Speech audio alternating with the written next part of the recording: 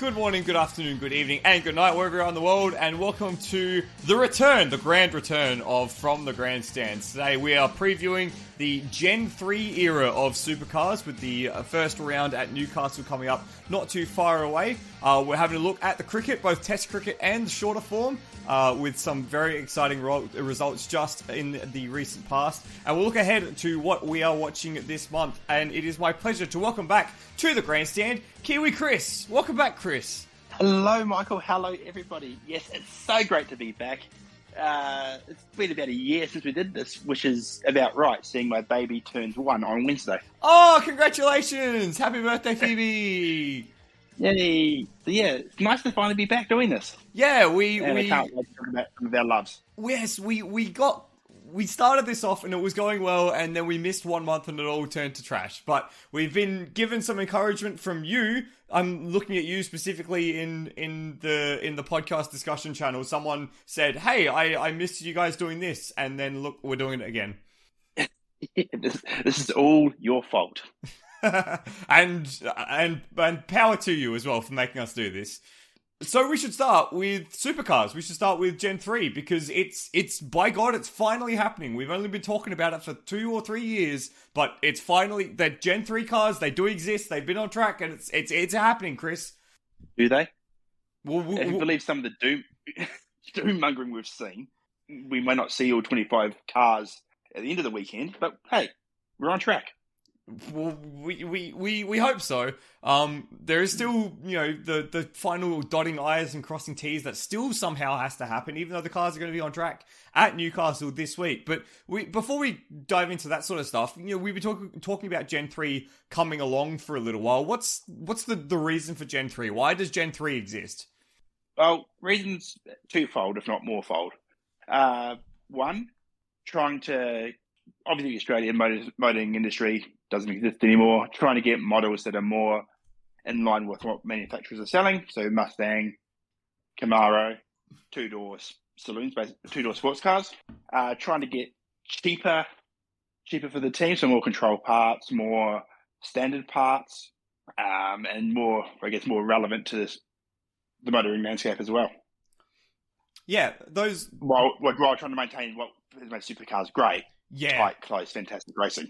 Yeah, and that's kind of the thing that has been the difficult part in this whole procedure. It's making making sure the racing product has been good, because there has been a criticism over the last few years that supercars are a bit crap, mostly because of the over-reliance on aero-dependent setups. So like they were like GT light for a little while there, and that was the feedback that like Van Gisbergen, Mostert, and Waters were all saying. It's like you can't really follow closely anymore. So the idea is, hopefully, with these cars, they're going to be cheaper, they're going to be loud, and they're not going to have as much aero. So they're going to race closer together, which are all good things, in my opinion.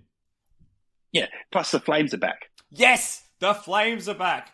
Oh man, I love the side port exhaust. So, for those who don't know, back in the Project Blueprint days, they had side port exhaust, and it meant that whenever there was a gear change or if they're lifting off the throttle, big burst of flames out the side. And now we've got them back. It looks so good.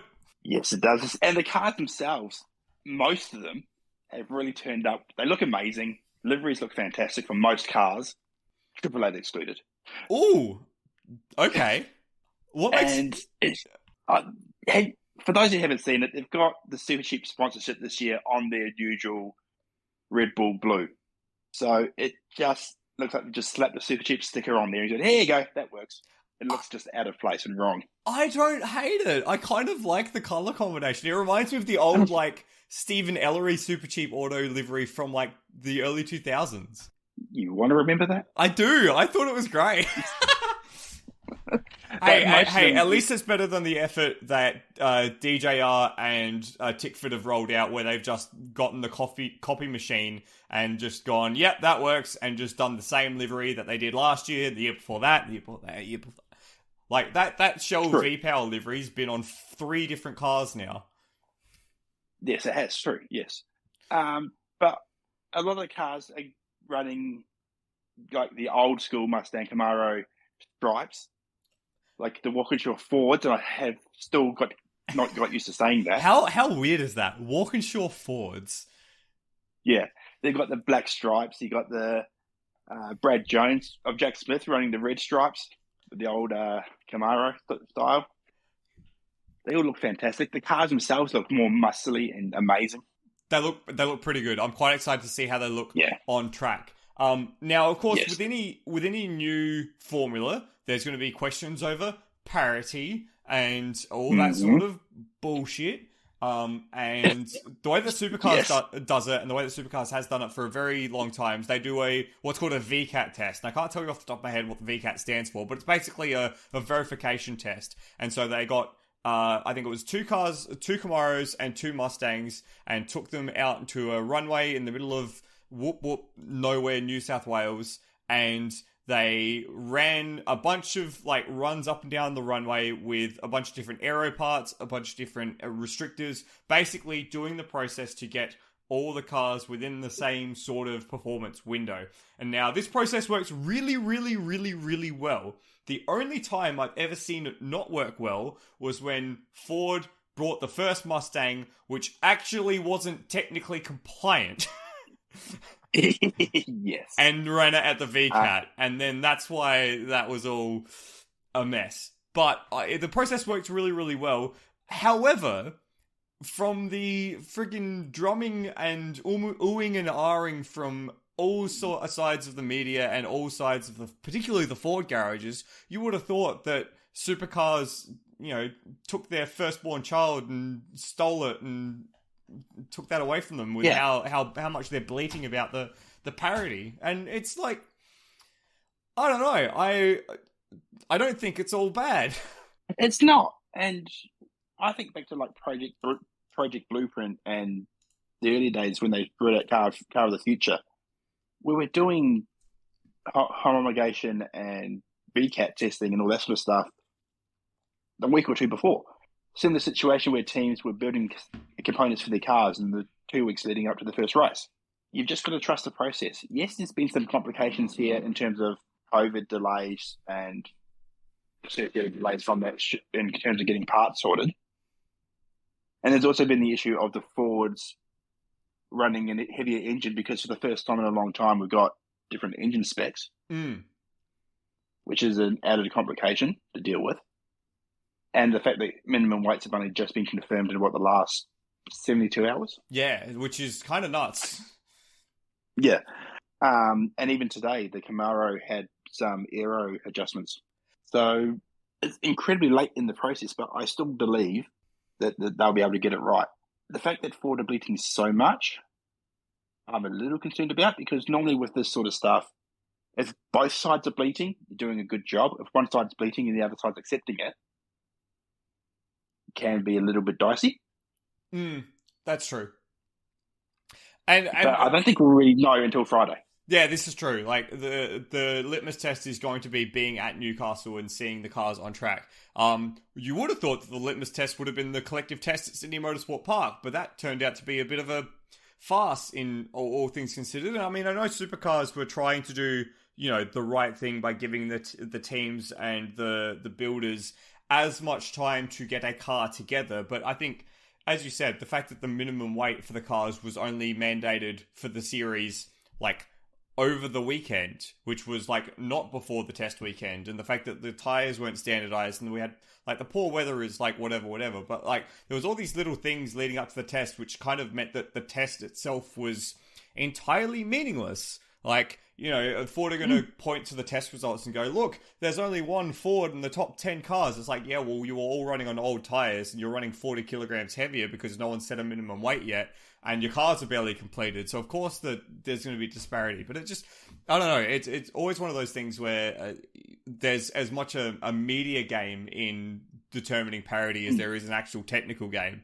And I think, the fact that, did you hear the comments from David Reynolds saying that, if they don't make a change, then they're basically just wasting a whole year in the Fords? Did you hear him say something like that?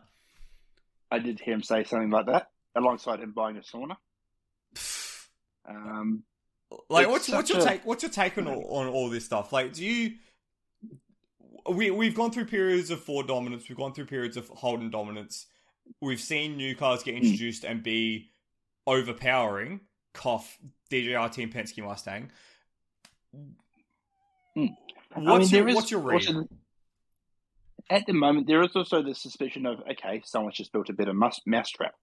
Maybe Holden, well, maybe Triple A have done that. Yeah. But with how open this process has been, like every VCAT test, every bit of testing has been done with the two teams, DJR and Triple A, next to each other, sharing data, sharing everything.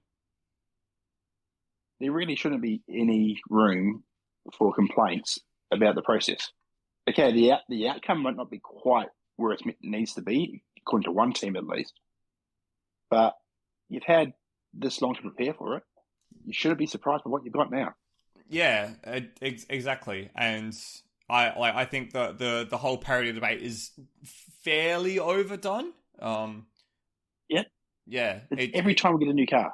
Yeah, exactly. It's always the same. So, I mean, I guess the true test will be at Newcastle, and whether or not that determines whether where the actual balance is, and whether or not there needs to be a further adjustment. But like, I mean, it's kind of funny coming from like GT racing, where there's always BOP arguments, to supercars, where like we've had entire fields qualify within half a second before, like 25 cars qualified within half a second, yet people complain about parity. It's like, well, you don't realize just how good you've got it. Exactly. This is a great series, and they manage this so well usually. Let's just give them a chance, eh? Yeah, exactly. Where should we go, Chris? Do we want to talk about the drivers, or do we want to talk about where we're starting the season? Let's talk about some of the drivers, because there's been a few changes. Not as many changes as there has been in the past, but a few notable changes and a few retirements too. Yeah, so we've got one, 2, 3 new drivers to the series, and one move, I think. 2 moves? 2 moves. Mm-hmm. 2 moves. Yeah. So the movements are probably a good place to start first. So Todd Hazelwood moves on from Matt Stone Racing to join Blanchard Racing, and Tim Slade moves from Blanchard Racing to replace Chris Pither at Premiere. So I don't think it's a surprise that Chris Pither is getting moved along, because he's been, what's the term that you use, a bit of a journeyman? Mm-hmm. And Premiere don't need Coke money anymore, so he can go. That's exactly right. And if they've got ambitions to really find their way up to grid, I think pairing Golding, who's still got many, many years of growth to come, with someone with like Tim Slade, who's been around the series for, gosh, it feels like 15, 16 years now. Must be something like that. Is a good move. What do you make of Todd Hazelwood's move, though? I mean, okay. I think the question is Matt Stone going to improve this year? And I think the answer is no. I like the move to Blanchard. I think because they've been trying to get a 2-car team going as well. They haven't been able to do it yet, and I think they will look to do it in the future. He could potentially be the basis for that 2-car team going forward. So getting him in a team leadership role would be good for him, and I like the move.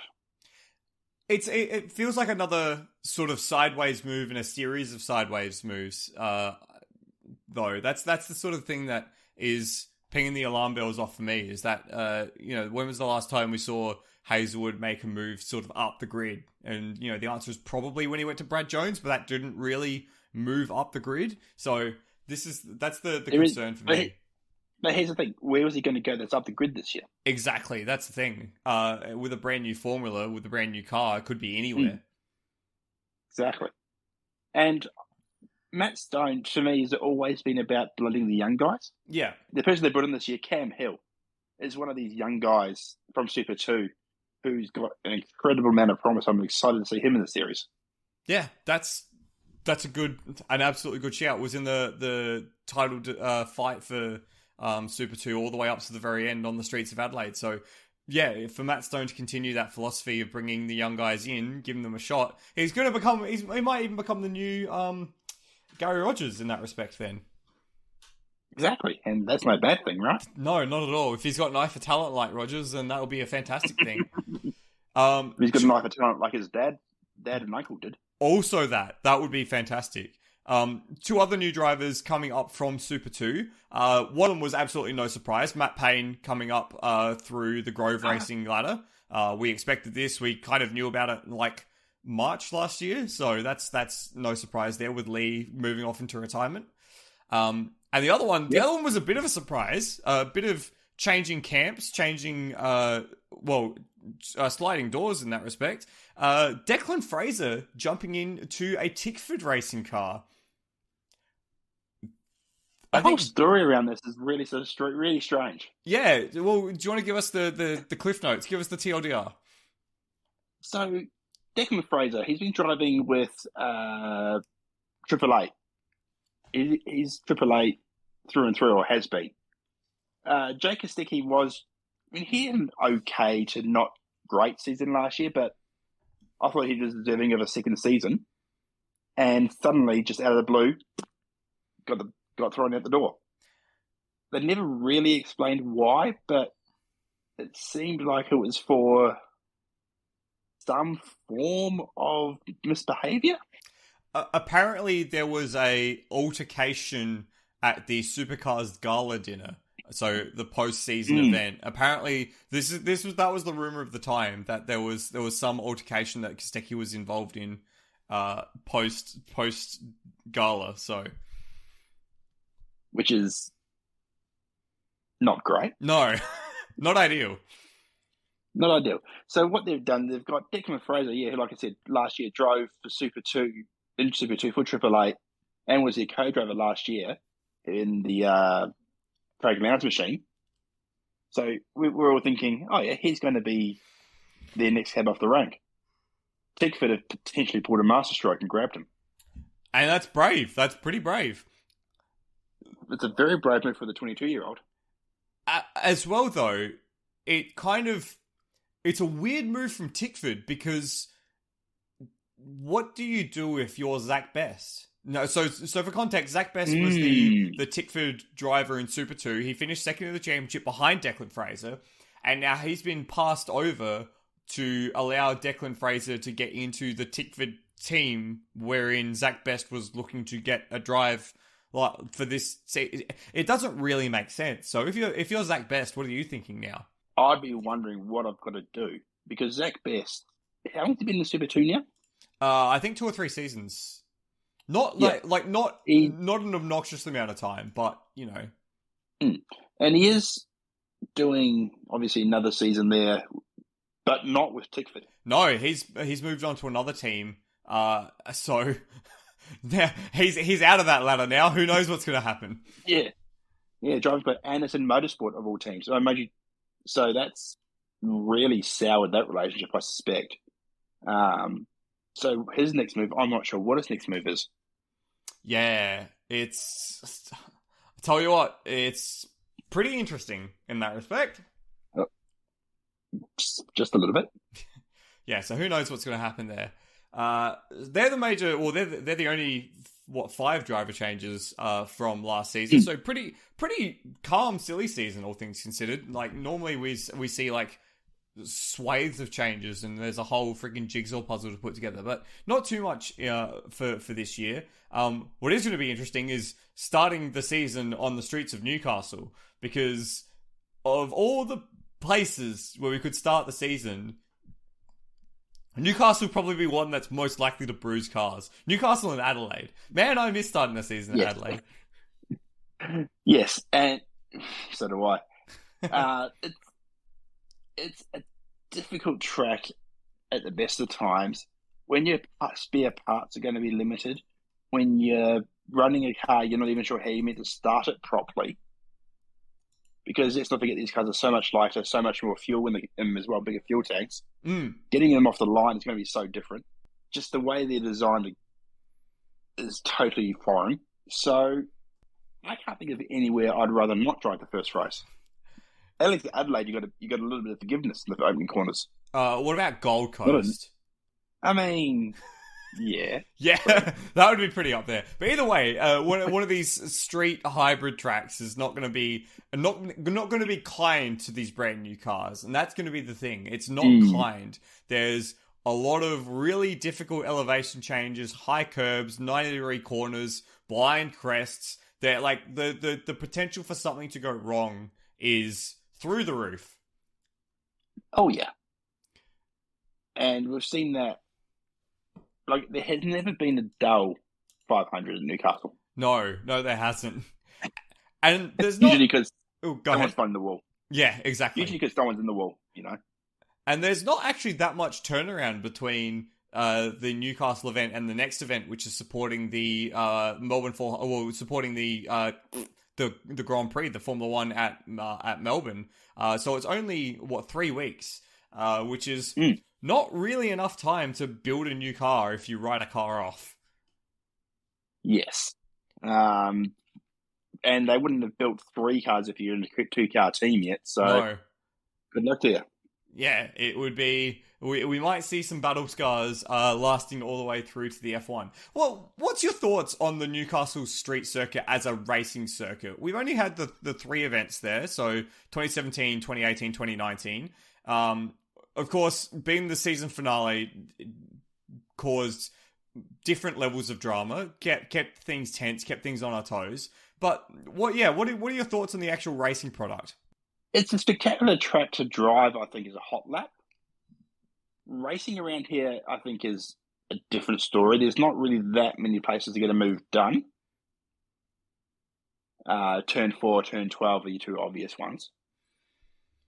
And maybe into 8, coming up the run along the harbour side. But it's kind of difficult. I don't want to call it like Monaco, but it kind of is. Yeah.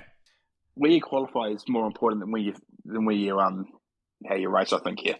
And yeah, as well, the energizing times we've had at Newcastle have been because of the championship battle, and it has been because of vastly different tyre strategy as well. So, I mean, that's going to come into it, but I wonder how these new cars are going to deal with the everything of Newcastle. Yeah, the bumps, the elevation, the curbs, the contact. Yeah, the contact. The losing wheels. It's going to be kind of scary. It will be interesting to see the Newcastle event in March as opposed to in November or December as well. See if that has a big difference on how things go. Yeah. I think one thing that'll work in its favour is all the buzz around Gen 3. Like, think of it, compare it to F1. When F1 starts the season at Melbourne, there's a different vibe to when it's round 3 or 4 like it is this year. Yeah, that's true. Season starts always give you a bit more excitement, a bit more anticipation for what you're going to see. And then if it throws you a Bahrain style fizzer like we had first round of the Grand Prix. I haven't watched it yet. No, I'm not listening. That's why I listen.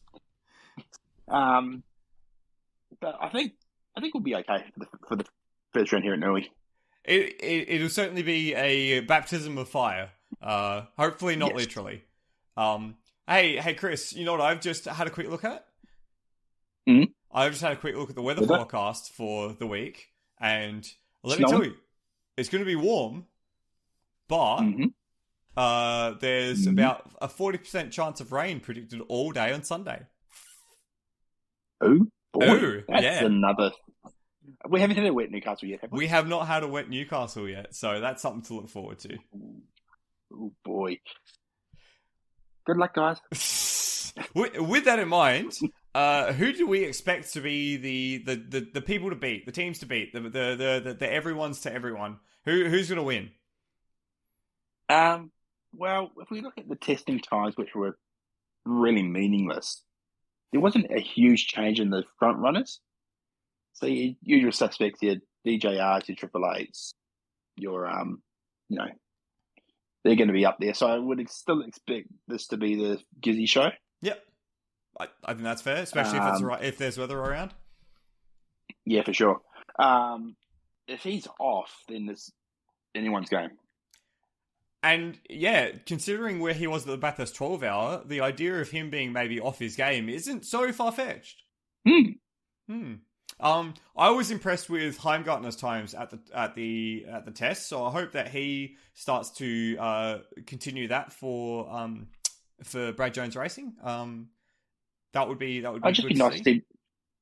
It'd be nice to see Brad Jones actually in the championship one day. Well, this is basically what happened with the car of the future the first time around. All of a sudden, he was near the pointy end with Jason Bright and Fabian Coulthard. They took like race wins earlier in that season. They hadn't had a race win like ever. So Brad must be just good at building new cars. He knows all the tricks before everyone else passes him. Yeah, that must be it. So that's this weekend. So I think race action starts on Friday with practice 1, 2, and 3 Australian Eastern Daylight Saving Time, and then qualifying on the Saturday, race 1 on the Saturday, qualifying Sunday, race 2 on Sunday, and 250k races each time around, which would be a big test, a big challenge with the new cars, especially if they're more physical to drive. If they're less downforce dependent and they're more physical to drive, they're going to be rough ways to start the year. Yeah, especially if it's going to be hot. Yeah. And who knows? David Reynolds' sauna might come in handy. Don't get him too excited. What about, though, some cricket? We love our cricket chat here from the Grandstand. So where do we want to start when we talk about cricket? Because there's been a fair bit happening out in the world of leather and willow.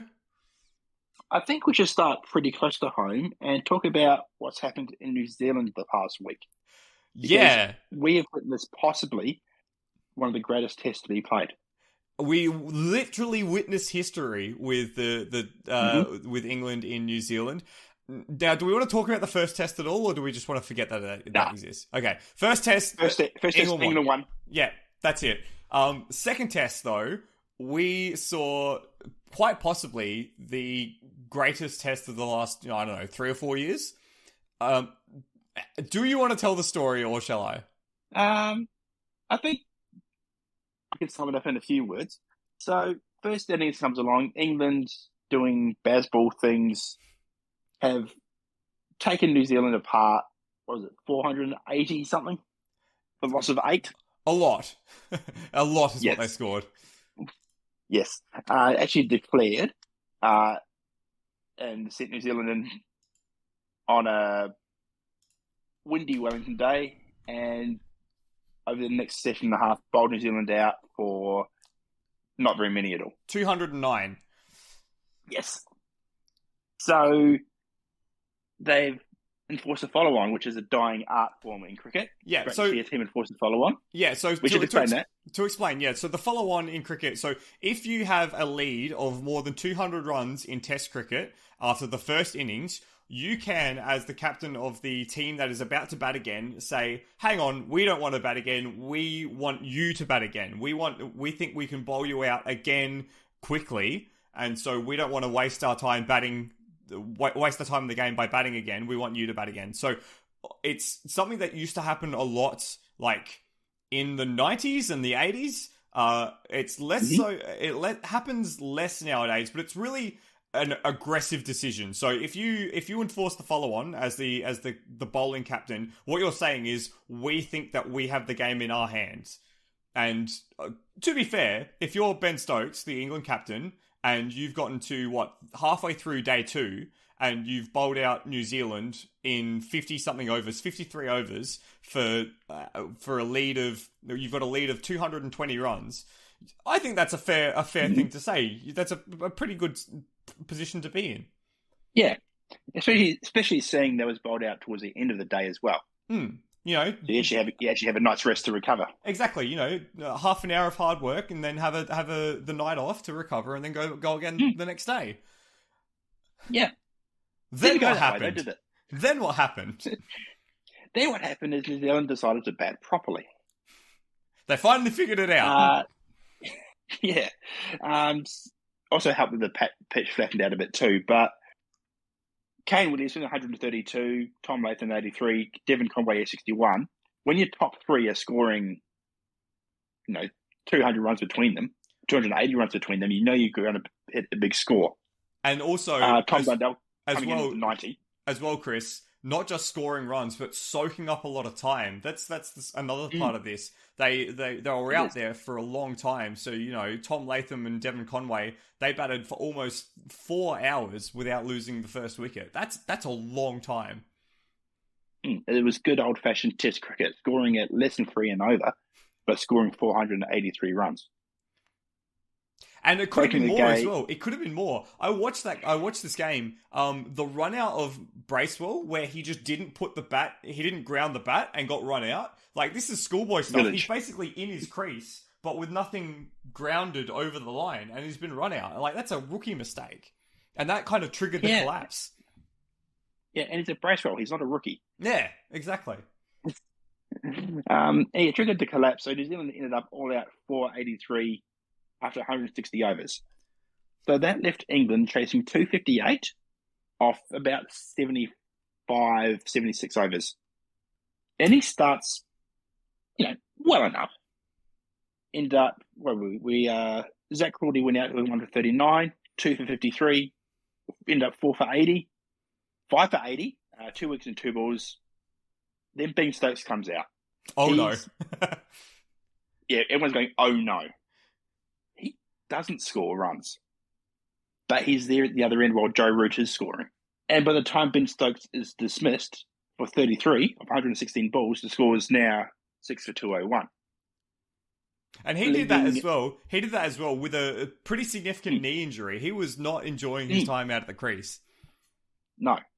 So that's leaving 55 runs to get. 57 runs to get, 4 wickets. You think, okay, England's probably got this now, the way they play, the aggressive style. Should be able to walk it in from here. Then Joe Root gets out 8 balls later. 7 for 202, you're into the tail. New Zealand's going, okay, we've got a chance here. Drew Broad comes in, makes a quick fire 11, gets bounced out by Wagner. Then that leaves Ben Foakes as the last recognised batsman, basically with the tail. So he's farming the strike, turning down easy singles to take as much of the strike as he can. Ultimately goes out for 35. Score at this point is 9 for 251. So last wicket, England needs 7 to win, New Zealand 1 wicket to win. And then shit got really interesting. Wagner's coming in all fire and brimstone, bowling as short as he can, and I think a couple of balls were even shorter, so short they should have been called wide. Jimmy Anderson takes a massive swig at one, gets it away to the boundary. Suddenly, 2 runs to win. A few balls later, Wagner comes in down the leg side, Jimmy Anderson gives it a little tickle, keeper, diving catch to his right, gloves it. New Zealand win by 1 run. By 1 run. And, it is hard to, really convey the, tension and release of that moment. The whole 5 days had been building to this one final little pocket of time late on the last day. And then, for New Zealand to come back and win like that by, 1 run. The second time in the 130-year history of Test cricket that a game has been decided by 1 run. Oh my gosh. And only go ahead. And only the 4th time the side following on has won the game.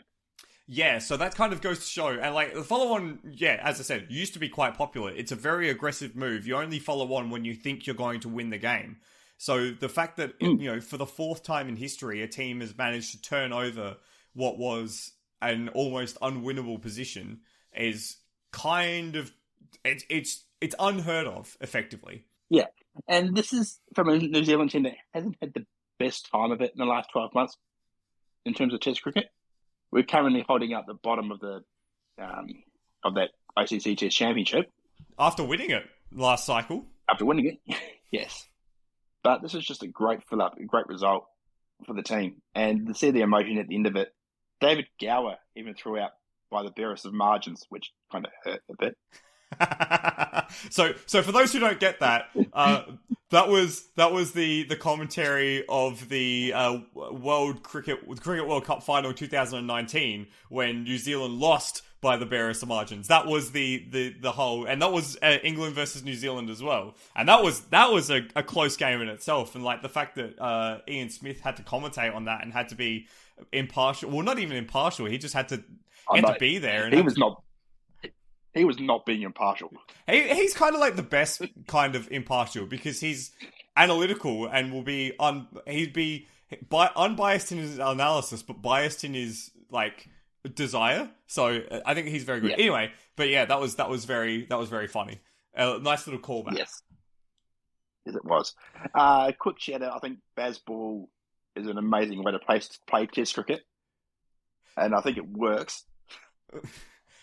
So just for those who might not be well versed in cricket and who doesn't understand what's going on, what is Bazball? If you people have been talking about Bazball and the English cricket team, describe to me what is Bazball. Why is it called Bazball? Who is Baz? Test cricket. Baz, Brendan McCullum, former New Zealand cricketer, now coaching England. Known for his incredibly aggressive play and just scoring as quick as he can and being as aggressive as he can in the field with his placements, his strategies, and his fielding ability himself. So what he's done is he's taken Test cricket where you might go 3-4 runs and over and gone, right, we're just going to go full gas, 5s, 6s, 7s and over, and just score what we can. We lose a wicket, okay, let's go, keep going. England have the cattle to actually make that succeed at the moment. Ollie Brooke is an absolute weapon. He's only played, 8 tests? He's already at 800 runs? Yeah, ridiculous. Yeah. So it's just about scoring as quickly as he can and putting as much pressure as he can on the opposition. And what makes it work, I think, is that they can look at it. They look at it and go, okay, we bat 3-4 and over. We might score 400 runs. We can score the same number of runs going at twice the pace, giving us more time to get a victory. It's great. It is pretty cool. It's a very non-traditional way of playing Test cricket.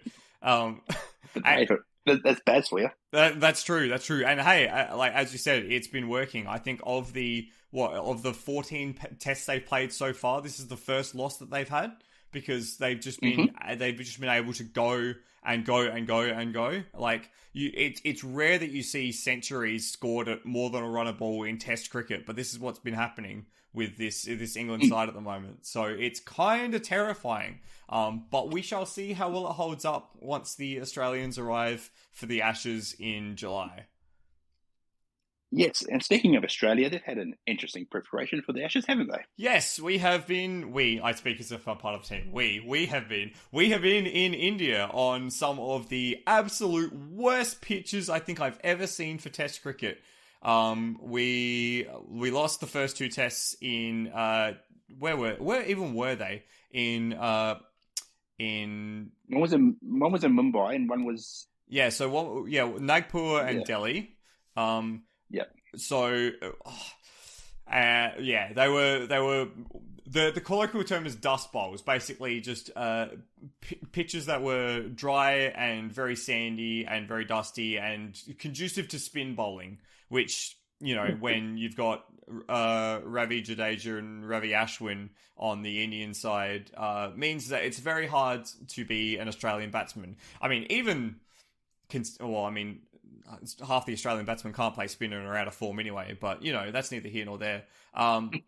We had the chance to go up in Delhi, but we just kind of all collapsed into a heap, which was not fun. But we did win the most recent test match in Indore, which was probably on the worst pitch I've ever seen. Yeah, that's the thing. So, I hate talking about the pitches in cricket because a lot of the time, because broadly it's the same for both teams, right? You get the same pitch, you got to make do with what it is. But the issue I have with particularly pitches in India, prepared the way that they are, is that it doesn't offer a good contest between bat and ball, or a fair contest between bat and ball, and B, it's not really compelling viewing. So it's kind of the Test cricket that people look at and go, wow, this is boring, this is annoying, why do people care about this? It's so just to make a comparison, ideally you want a test match that lasts for 5 days. I think the way the Adelaide curator says it is that he prepares a pitch that is going to give a result in the last session of the 5th day. That's the goal. You want something that is a bit green to start with, so that way it offers a bit of bounce, a bit of seam, a bit of movement for the bowlers. Then it flattens out, so it's really good for batting for the first 3 or 4 days, and then it starts to break apart, and that's where the spinners come in. What you don't want to see, in my opinion, this is my opinion, but you know, what I don't want to see is a pitch where you're seeing big puffs of dust and the ball sort of breaking through the surface and getting really inconsistent bounce and spinning wildly on the first day of the first session of the first day. Because what it does is it kind of narrows your options. It narrows the scope of the game. And like that's what we saw in all 3 test matches, really. And I just don't like watching that kind of cricket. Yeah, this isn't India trying to prepare pitch. Like, okay, yes, here is the Indian style of play where it's going to spin a bit. But they don't need to doctor their pitches. I'm using that word because that's what they are doing. Well, They're specifically going in with this mindset to make the pitch do a certain thing. And it backfired on them in the 3rd test. But by that point, Australia has already lost the series, so it doesn't really matter. Yeah. It's just a bit of a thing. And as well, something I found interesting is that the captain of the Indian team, Rohit Sharma, he said in the press conference that he specifically requested these types of pitches. Now, I don't know about you, Chris, but I don't know of anywhere else in the world where a captain can specifically request a particular type of pitch to be made, to be prepared. No. I've never... Like, in Australia, every groundsperson is in charge of their ground. Yeah, they're independent. They're independent of Cricket Australia, even. It's like lawn bowls. You go into a lawn bowls club, tell the creator how to do his job, and he'll probably punch you in the face to get lost. We're very protective of our playing services here. Yeah, absolutely. As well, you should be. But yeah, it's and then you know the funniest thing about that press conference was that Sharma followed it up a few questions later by saying, "Why do we always talk about the pitches in India? We spend too much time talking about the pitches. Let's not talk about the pitches." Like, well, you just said moments ago that you asked for these types of pitches. Like, it's very kind of frustrating, and it's again no wonder that Australia hasn't won a Test series in India since 2004. But anyway, it's kind of funny to see, scores of like 5 for 40 on the first session of the first day. It's just kind of ridiculous. But oh well, c'est la vie. Oh well. More important test coming up for Australia. So this is true. With the win in the most recent test, in the 3rd test at indoor, Australia has booked its spot into the World Test Championship final, which will be held at Lords, I think, in England, which will be a very different test pitch to what we've got in India at the moment. And I believe the only options for our opposition is either India or Sri Lanka. So I think if Sri Lanka whitewash the Kiwis, then they will be the second players in the World Test Championship final. So, and the way the Kiwis are going at the moment, I would not bet against that. You just won like one of the most exciting Test matches ever. Yeah, how can you say that? Real drained because of that. Are you parochially biased or not? Come on, get with the program, Kiwi. I suppose it's in my name. This is true. You literally go by Kiwi Chris. Come on, get it together. Get together, man. While we're in India, shall we talk about other Indian cricket on the female variety? Yes, I'm very excited about this because this is kind of the next big step up in women's cricket at the moment. The Women's Premier League has just started over the weekend, which has already seen two massive scores set, and probably the game of the tournament already in just the 3 budding games of this new championship. Just quickly, Chris, what is the Women's Premier League? It's basically the IPL for the female game. We've got 5 teams competing, 4 of which are owned by current IPL teams and 1 sort of new incomer as well. 5 internationals per side, and the rest of it made up by Indian talents, both international and domestic up-and-comers. Leads to some great cricket. Some of the best players playing, actually getting a decent pay as well, which is great to see. and the tournament has really got off to a great start. Yeah, 100%. Like we saw very similar to the Indian Premier League. The first game we saw, what was it? Brendan McCullum make 150 something in the first game of the tournament. Similar sort of thing. What is it now? 16 years later, where we saw these. I think it was the third largest score in a women's Big Bash game as a team, with the Mumbai Indians setting 207 in the first game, like the first innings of the tournament. Like the way, if you want to kick off a new tournament, that is absolutely the way to do it. And oh yeah, as you said, these women are getting a fair payout as well. I think they did a full like draft style nomination for teams to pick up international talent, and I think the leading draft pick was Ash Gardner from Australia, who netted something like, I think it worked out to be 585,000 Australian dollars, which, you know, is all right. It's not bad for a month's work. Yeah, that's pretty good. But like, this is money that the women's game just hasn't ever experienced before. So this is absolutely going to change the women's game for the better. It will, absolutely. And this is only going to go up from here, because you can see this expanding to 6, 8, 10 teams down the track. Yeah, much like the IPL did as well. And I've got to admit, when I looked at the draft lineups and the full squads, I thought the Royal Challengers Bangalore, they had Sophie Devine, they had, Natalie Shriver, they had the South African player who got kicked out of the World Cup side for being Dane van a second too Niekerk. slow. Oh, yes. She's one of my favourite players as well. I was very sad to see that she missed out. Yeah, and yet her wife got named in the side. Do you think that caused tension much? Yeah, that's not ideal. And I thought, that side's going to be pretty bloody strong, and they get smashed by 80 runs last night. Yeah, they did. I mean, that side's also got like Elise Perry and Megan Shute, who are two very good Australian players as well. Very good. Two of the best Australian players to have ever played the damn game. Yeah. How about though? Last night, watching the Up Warriors versus the Gujarat Giants.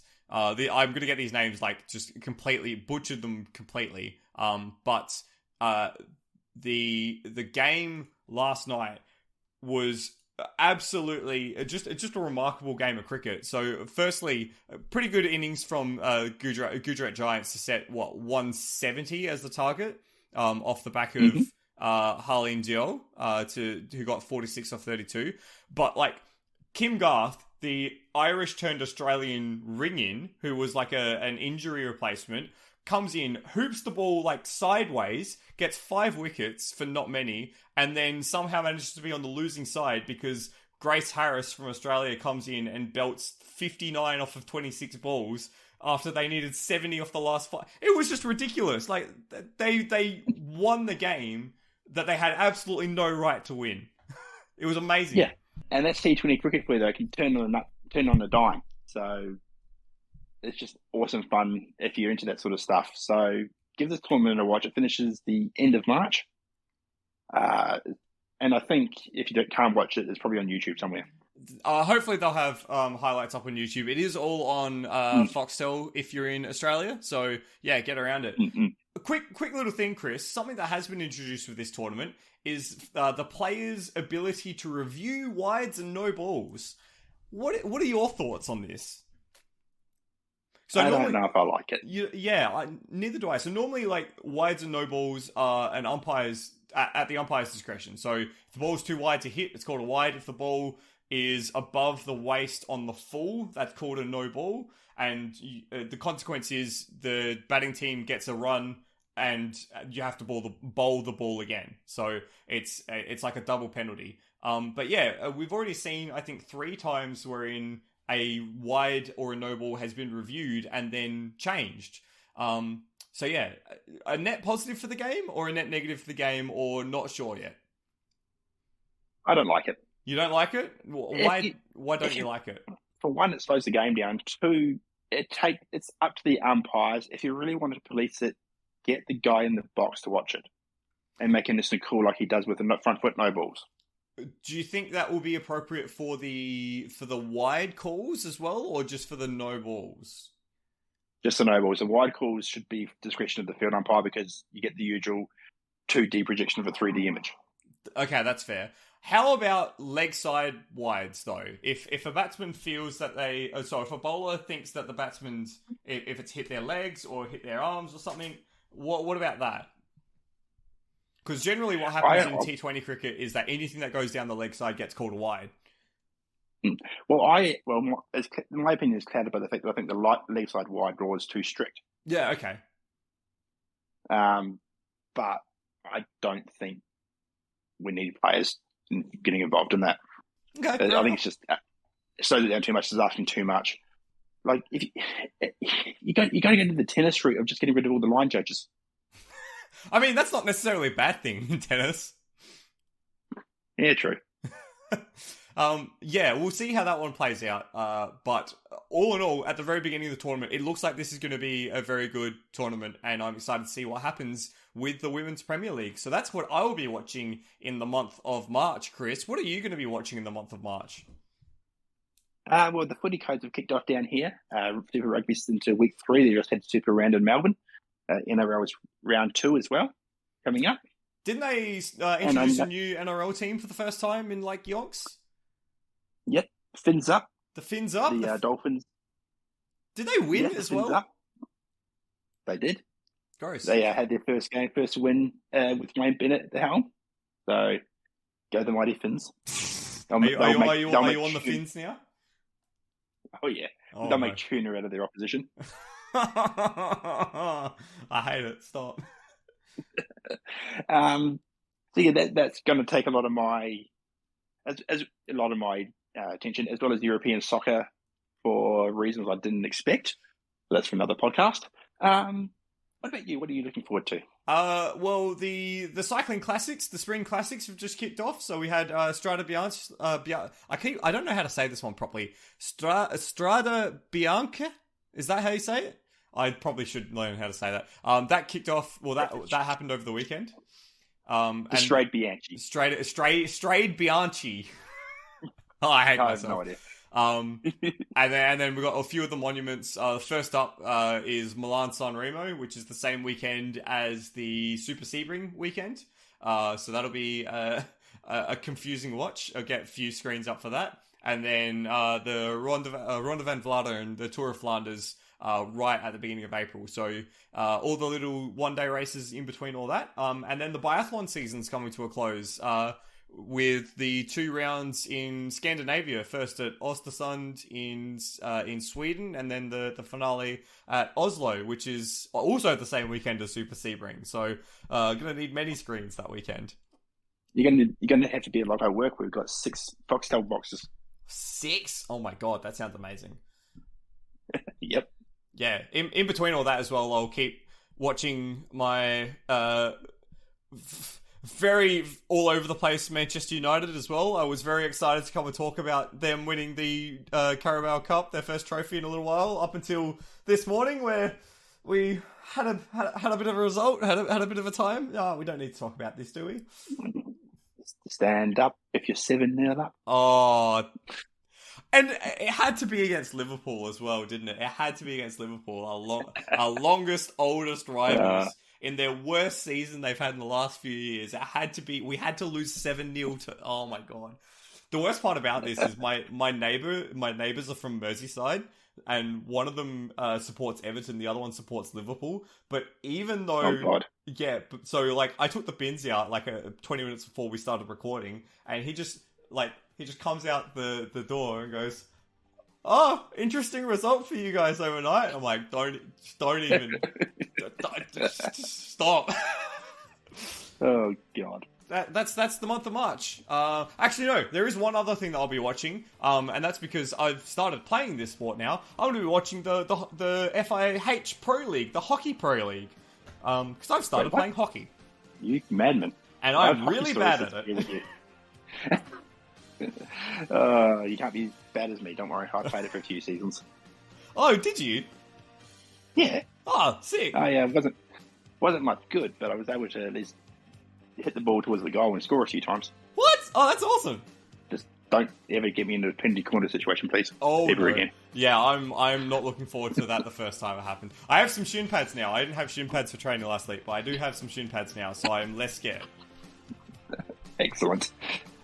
Okay. That has been From the Grandstands for February. Hope you've enjoyed. We will endeavour to continue this on the first Monday. Well, we'll record on the first Monday of every month to try and have it released the day after.